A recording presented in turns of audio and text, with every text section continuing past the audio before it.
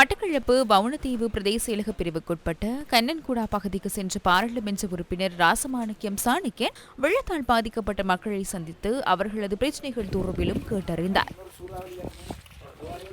இதனிடையே வெலையிரவு பாலத்தை பார்வையிட்டதுடன் அதன் போக்குவரத்து செயற்பாடுகள் தொடர்பிலும் கேட்டறிந்து கொண்டார்.